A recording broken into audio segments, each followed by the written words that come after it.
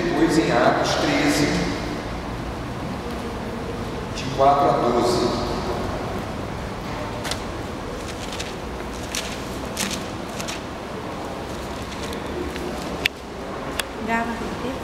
Gálatas 5, 19 e 20. Eu vou ler esses dois versículos e aí os irmãos abrem em Atos 13, de 4 a 12, e aí cada irmão poderá ler um versículo lá naquela passagem.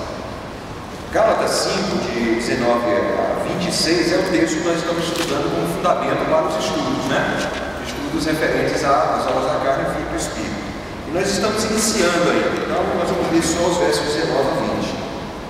Ora, as obras da carne são conhecidas e são prostituição, impureza, lascívia, idolatria, feitiçarias, inimizades, confundas, ciúmes, iras, discórdias, dissensões e facções. Hoje estaremos falando sobre feitiçarias, está aí no verso 20. Nós já falamos sobre prostituição, impureza e lascívia, que são obras da carne de conotação sexual, e falamos na semana passada sobre idolatria, e hoje falaremos sobre feitiçaria, que são obras da carne vinculadas à questão da espiritualidade, a questão da busca de Deus, certo?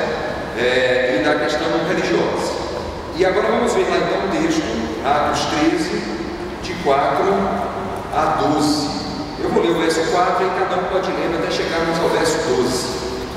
Enviados, pois, pelo Espírito Santo, desceram a Seleucia e dali navegaram para Chipre.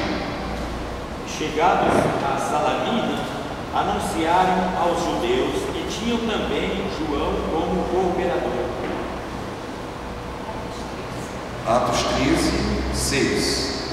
Havendo atravessado toda a ilha de Pafos, encontraram certo judeu, mágico, falso profeta, de nome Bar-Jesus, qual estava contra o Sérgio Paulo, que era homem inteligente. Este, tendo chamado Barnabé e Saulo, diligenciava para ouvir a palavra de Deus.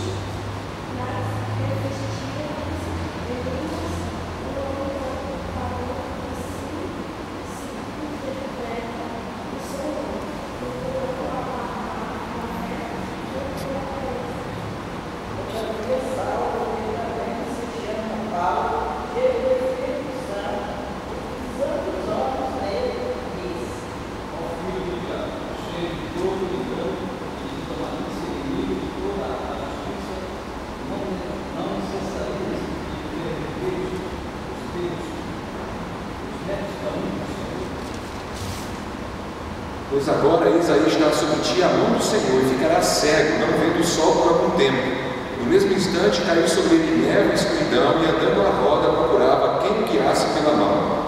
Então o procônsul, vendo o que havia acontecido, creu, maravilhado da doutrina do Senhor. Esse capítulo 13, então esses versos que nós lemos, fala sobre Elimas, que era um mago, um mágico, um adivinhador, né?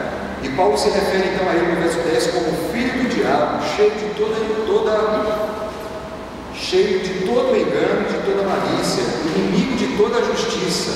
Não cessará de perverter os retos caminhos do Senhor. Então hoje à noite nós estaremos falando sobre feitiçaria, que é uma obra da carne, né? É uma postura do homem, da natureza humana caída, de procurar utilizar os meios naturais e tentar através disso influenciar a vida dos homens, sugerindo a prática de coisas boas e de coisas más a estes homens, né? Isso seria uma ideia de magia ou de feitiçaria. Na semana passada nós falamos sobre idolatria e dissemos que idolatria é o culto prestado aos ídolos, não a outros deuses, porque não existem outros deuses, só existe um Deus. Não é um Deus que criou todas as coisas, aquele que é o princípio de todas as coisas. Então não existem deuses, mas existem ídolos que são criados pelas mãos dos homens, ou são demônios, né, aos quais os homens adoram, tá, através de suas imagens. Né? Lemos passagens no Novo Testamento, em Coríntios, onde Paulo fala claramente isso, que aquele que adora uma imagem está adorando, na verdade, o ídolo está adorando um demônio que está por trás daquela imagem. E nós vimos que Deus condena a idolatria, né? Nós vimos desde o Antigo Testamento e o Novo Testamento que Deus condena a prática da idolatria, das pessoas colocarem diante de si outros deuses, criarem para si outros deuses com as suas mãos.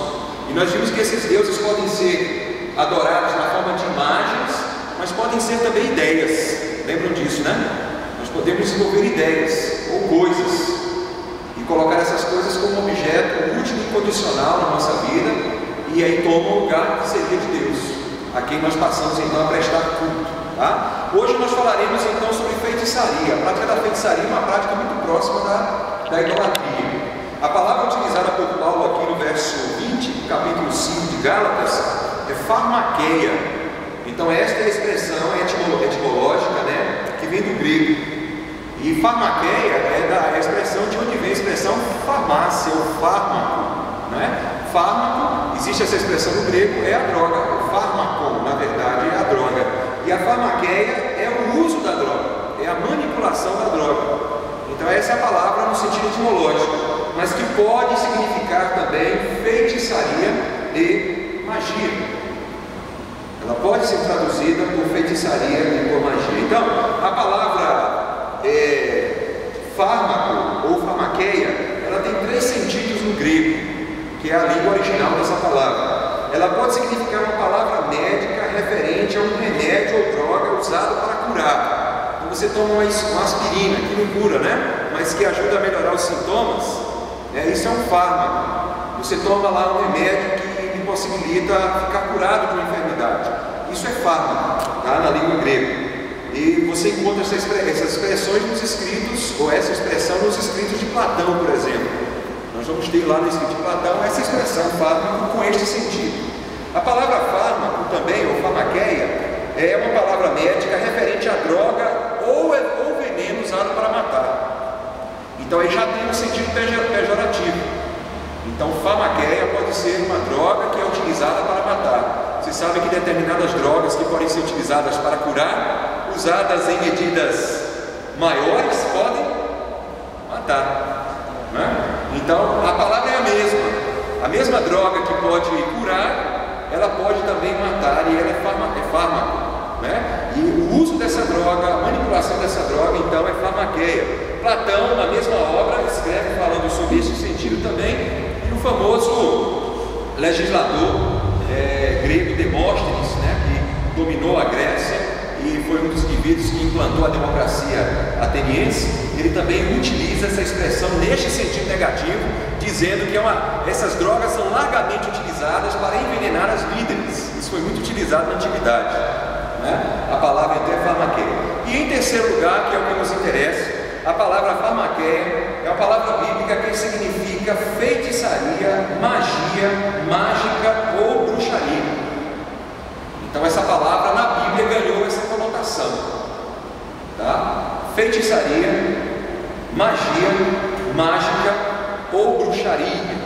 Então vocês veem, por exemplo, lá no Antigo Testamento, a presença dos feiticeiros e mágicos egípcios quando Moisés foi libertar o povo de Israel. Quando vocês pegam a tradução do texto hebraico para o texto grego na Septuaginta, a expressão que vai ser traduzida lá é exatamente feitiçaria ou feiticeiros, que tem a ver com essa expressão farmaqueia, ok? Alguém abra lá em Êxodo 7:11, 7:22 e 8:18.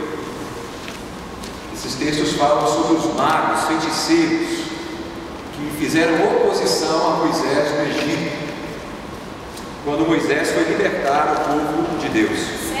7:11. Porém, mandou vir os sábios e encantadores, e eles, os sábios do Egito, fizeram também o mesmo com as suas ciências ocultas. 22. Mas o mesmo fizeram também os magos do Egito, com seus encantamentos, de maneira que o coração do faraó se endureceu, e não os ouviu como seu Egito. 8:18.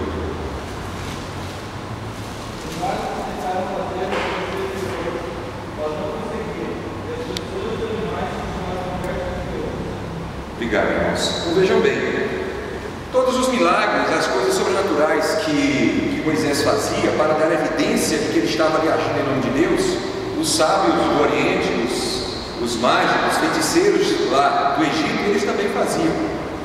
Então vocês vão ver lá no verso 11 que eles fizeram, no verso 22 que eles fizeram, mas é interessante que no verso 18 do capítulo 8 eles não fizeram igual.